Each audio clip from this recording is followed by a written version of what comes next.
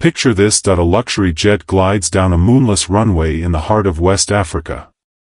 Its engines hum like a lullaby of wealth and power, carrying more than just diplomatic papers or foreign dignitaries. Inside its cargo hold, over $80 million worth of gold, stolen not from vaults, but from the hopes and futures of an entire nation. The officials in charge? Smiling. The paperwork? Flawless. The customs? Bought. They thought they had planned the perfect crime. But what they didn't know was that someone was watching, not a spy satellite. Not an international agency. But a man, barely in his 30s, who had risen to power not through polished campaigns or empty promises, but through grit, fire, and a pledge to burn corruption to the ground. President Ibrahim Traoré of Burkina Faso had been silent. For days, he let the operation unfold, allowed the actors to believe in their immunity, their sophistication, their impunity. He let them dig their hole deeper, one forged document, one bribe at a time. But at exactly 4 a.m., just as the jet's wheels began to roll, the runway lights went dark. And a figure stepped onto the tarmac, alone, unarmed, and holding nothing but a brown envelope. It was the moment that would change everything. This is not fiction, this is not Netflix, this is the true story of how justice, quiet, patient, and precise, landed on an airport runway and turned the perfect crime into the perfect failure. In the capital city of Ouagadougou, Thursday began like any other day.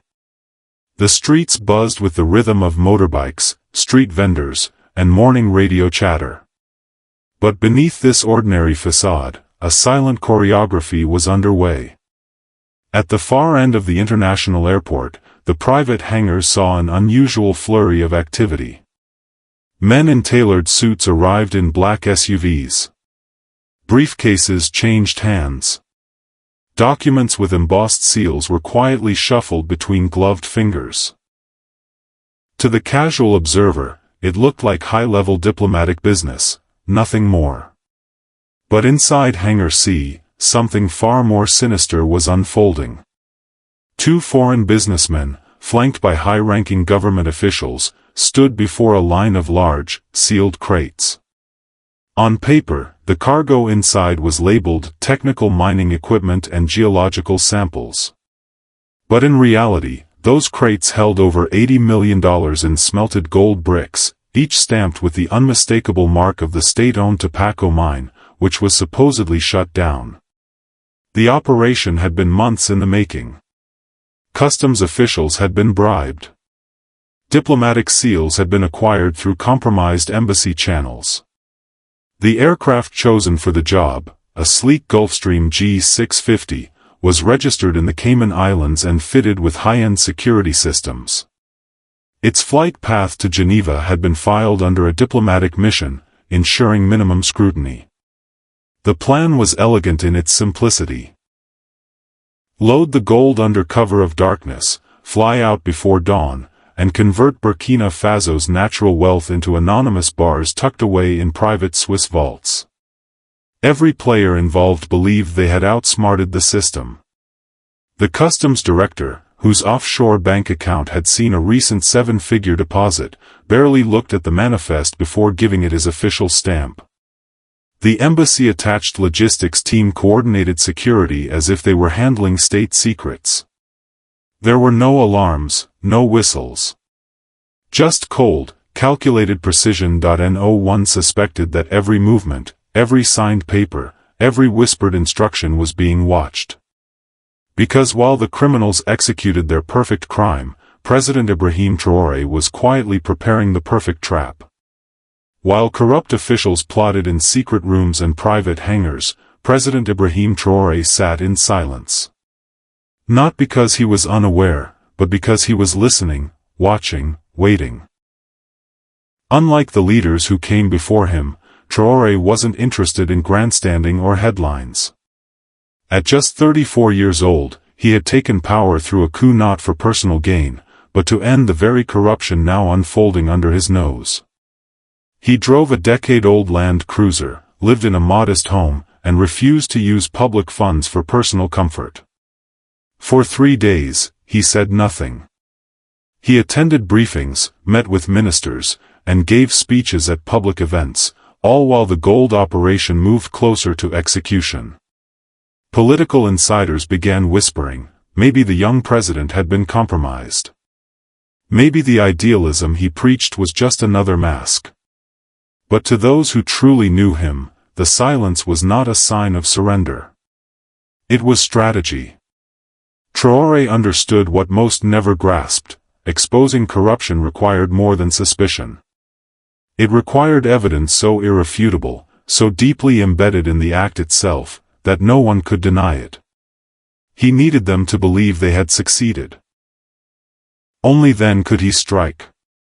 On Friday morning, while final logistics were being reviewed at the airport, Traore made an unannounced visit to a rural school just outside the capital. There, barefoot children sat on cracked concrete floors, learning from faded chalkboards without textbooks. The principal, a woman who had taught for over 30 years, walked him through classrooms where rain leaked through broken ceilings and where one working toilet served over 300 students. Later that afternoon, he met with local farmers. Their crops had withered under the sun for lack of fertilizer. One elderly man, his hands worn from decades in the fields, spoke through tears about choosing between medicine for his sick grandson and seeds for the next planting season. These weren't photo ops. These were reminders. Every face, every broken desk, every dying plant told a story of what could have been, what should have been, if not for the greed of a few. And Traore listened, without revealing the storm he was preparing to unleash. Back in the capital, the paperwork was flowing. The customs clearances were signed. The diplomatic seals were applied. The Gulfstream G650 sat gleaming in a secure hangar, ready to rise above the law. But the conspirators had made one fatal mistake. They assumed the president was like the others. On Sunday night, with all final documents processed and the conspirators toasting their imminent success, President Traore made a phone call. He dialed a number few in government even remembered, a private line belonging to a man who had vanished from public life years ago. The man who answered was Colonel Miasaw, once a respected military officer, now a schoolteacher in a remote village near the Ghanaian border. "Are you still loyal?" Traore asked. There was no pause.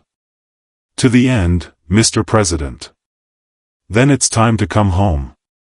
Traore didn't need to explain. Colonel Saw understood the stakes. In his military career, he had turned down fortunes in bribes, choosing exile over compromise. His name still carried weight among the younger generation of soldiers, those who had fought alongside Traore in the revolution. By midnight, Saw was back in the capital, assembling a unit of soldiers unlike any other. They were handpicked not for rank or reputation, but for character. These men had grown up in the same villages Traore had visited, had eaten the same meager meals, had watched corruption rob their families of futures. And they had something money couldn't buy: belief. In a shuttered military hangar falsely labeled under maintenance, Colonel Saw's team prepared a tactical plan down to the second. Electric schematics of the airport were spread across metal tables. Codewords were assigned. Vehicles were disguised as routine maintenance trucks. The goal wasn't confrontation, it was precision. One team was tasked with disabling the main runway lights and the airport's redundant power systems. Another would control the backup generators, ensuring only minimal emergency lighting stayed on. A third team, led by Saw himself, would secure the control tower and ensure the operation stayed invisible until it was too late to stop. At exactly 2:17 a.m., the Gulfstream began taxiing from the hangar toward the private terminal. The loading crew, specially selected for their discretion, hoisted the final crates into the cargo hold. The pilots, experienced in shadowy diplomatic missions, made their final checks. Everything was proceeding flawlessly. But in the military hangar, engines rumbled to life, quietly, deliberately. As the jet prepared to take off, the first phase began. Lights blinked off. Power grids shut down.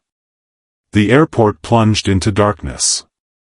Confused chatter filled the control tower as emergency lights flickered on, just enough to prevent panic, but not enough to fly. And then came the sound no one expected, the deep, steady roll of military trucks cutting through the silence. They weren't there to stop traffic. They were there to stop history from being stolen. At 3:40 a.m., the control tower cleared the Gulfstream G650 for takeoff. Its engines thundered to life, slicing through the early morning stillness like a promise of escape. In the terminal, the conspirators leaned back in their seats. One foreign businessman lifted a glass of champagne, smirking. It was done. The gold was gone. The president?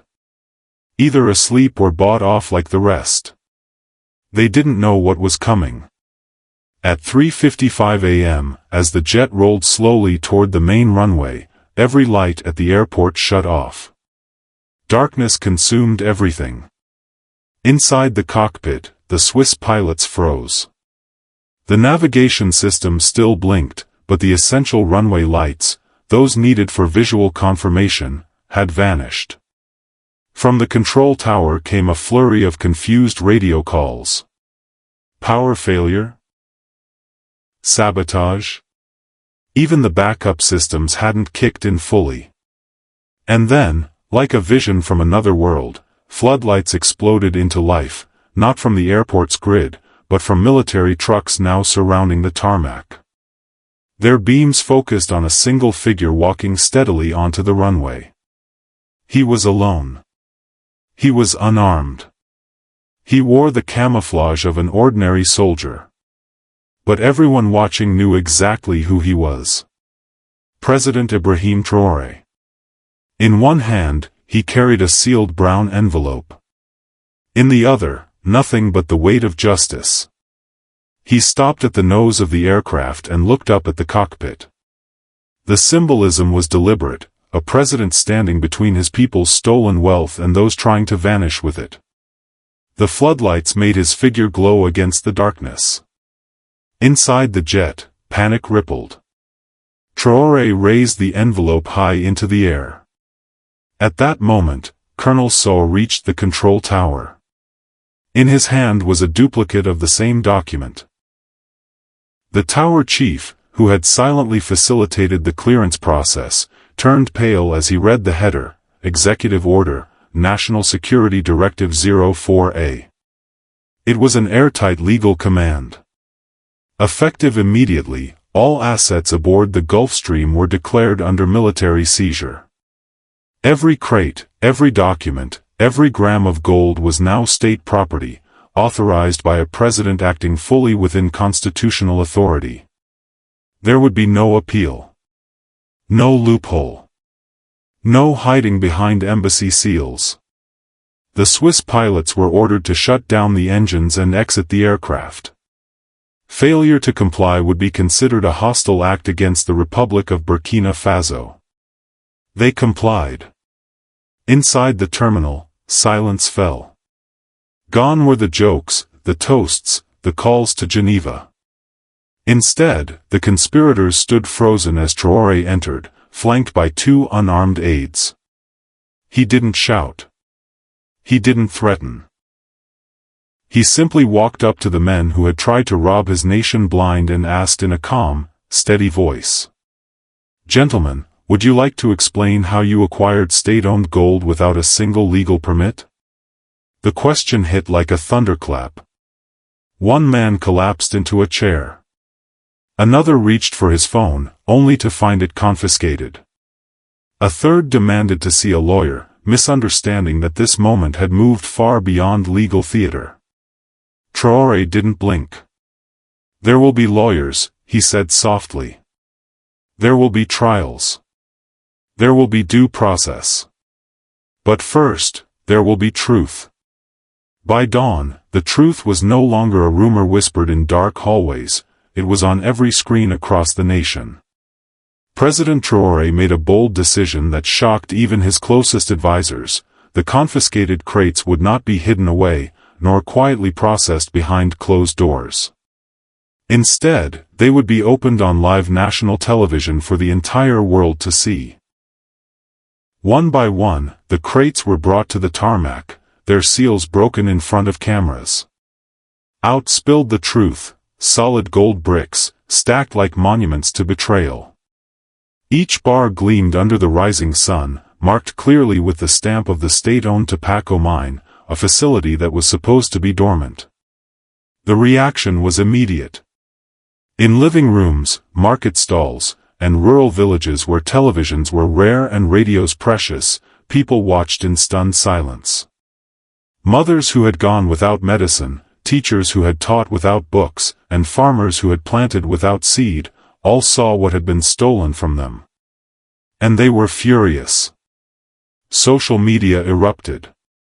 Hashtags in French, English, and local dialects trended globally. Justice at 4 a.m. Gold for the people. Memes, reaction videos, and heartfelt messages flooded the internet. Even international media outlets scrambled to cover what many were calling the most daring anti-corruption action of the decade. But the revelation didn't stop with the gold. Traoré's team had been busy for months. Using satellite imagery, drone surveillance, and human intelligence, Colonel Saw's special unit had uncovered the truth about the tobacco mine. Though officially shut down, it had continued to operate via secret underground tunnels. The gold was being smelted in off-the-books facilities and exported using fake companies, diplomatic cover, and bribes. This was not an isolated incident. This was industrialized theft, perpetrated by a network of insiders, foreign enablers, and banking institutions spread across multiple continents. And now, it was all out in the open. In a brief speech that followed the live broadcast, Traoré stood in front of the confiscated aircraft and the gleaming stacks of gold. With calm conviction, he said, "What you see here is not just metal. This is your stolen future. Your stolen schools. Your stolen hospitals. But no more. This is where it ends." The events of that moonless night in Ouagadougou reverberated far beyond the borders of Burkina Faso. By midday, 4 senior government officials, including the customs chief and high-ranking ministry executives, had submitted their resignations. Carefully worded statements followed, filled with denials and vague expressions of regret. But Traoré wasn't moved. Symbolic resignations weren't enough. Corruption, he believed, had to be cut out at the root. By sunset, arrest warrants had been issued. The 2 foreign businessmen who had orchestrated the deal, once confident in their diplomatic immunity, were led away in handcuffs. Their lawyers, flown in from European capitals, arrived too late to change anything. Interpol received the full manifest. Investigations stretched across 3 continents, touching offshore accounts, shell companies, and European banks. International authorities froze funds, launched audits, and initiated legal proceedings that would take years to unwind. But Traoré's next move surprised even his critics. He didn't use the crisis to consolidate power, silence opposition, or rewrite laws. Instead, he announced the creation of the Transparency Fund, a public, independently audited fund where every dollar recovered from the gold operation would be used to rebuild schools, healthcare, and infrastructure. Every expenditure would be published online. The fund would be managed not just by government appointees, but by civil society leaders, opposition figures, and respected elders. The Transparency Fund became a model, praised by development agencies, anti-corruption watchdogs, and human rights organizations around the world. But for Traoré, it was never about applause. That night, after addressing the nation, he returned to his modest presidential residence. His security chief, still in shock, asked, "Sir, how did you know this would work?" The president paused, then answered softly, "Because justice doesn't need to scream. It just needs to show up at the right place, at the right time, with the truth in its hands." In a world increasingly defined by cynicism, greed, and impunity, what happened in Burkina Faso became more than just a national turning point. It became a global symbol. A reminder that sometimes, the most powerful force on earth isn't wealth, armies, or influence. Sometimes, it's simply one person who refuses to let wrong win. As the story of Burkina Faso's midnight justice spread across borders, screens, and languages, something extraordinary began to unfold across the African continent. From Lagos to Nairobi, Dakar to Dar es Salaam, people gathered in living rooms, cybercafes, and village squares, not just to witness the fallout of a gold smuggling ring, but to feel something they had almost forgotten: hope. "I stayed up all night refreshing my phone," said Mariam, a 29-year-old teacher in Bamako, Mali. For once, corruption didn't win. Someone actually did something. And it wasn't just words, it was action. In Accra, Ghana, taxi drivers discussed the incident with pride as if it had happened in their own city. "This man, Traore, he's one of us," said Kwabena, a driver in OSU. "He didn't wear fancy suits. He walked alone in the dark and faced those thieves head-on. That's the kind of leader we all deserve." Social media became a chorus of affirmation. Memes of Traore holding the brown envelope flooded Instagram and Twitter, often with captions like, "When Africa fights back" or "Our Wakanda moment," but real. For young Africans, especially those who had grown up surrounded by political disappointment, the event felt cinematic, yet grounded. And yet, beneath the excitement, there was something deeper: reflection. In Zimbabwe, a university student named Tafadzwa shared on TikTok, "What happened in Burkina Faso shows us the cost of silence. For too long, we've watched our leaders steal futures in daylight. Maybe it's time we stop waiting for heroes and become the ones who expose truth ourselves." In Ethiopia, a retired civil servant wept during a televised interview. "I spent my entire life watching funds disappear. We knew where they went. We knew who took them. But we were afraid. This broke that fear." What resonated most was not just the gold, or even the drama of the confrontation, it was the dignity with which it was handled. Traore didn't call for revenge. He didn't jail political opponents or parade himself as a savior. He created a fund. He put the money back where it belonged, in the hands of the people. In Kinshasa, a community organizer named Jean summed it up best: it wasn't just justice. It was a blueprint. Governments across the continent took notice. Some tried to downplay the event. Others issued vague statements of support. But the people? They had seen something they couldn't unsee. They had witnessed a leader who didn't flinch. A president who didn't fold. A soldier who kept his promise. The message was clear: if it could happen in Burkina Faso, it could happen anywhere. In markets and schools, in internet forums and family WhatsApp groups, Africans across the continent repeated a single word over and over: respect. Not just for the man, but for what he represented, for what was possible. And that, more than anything,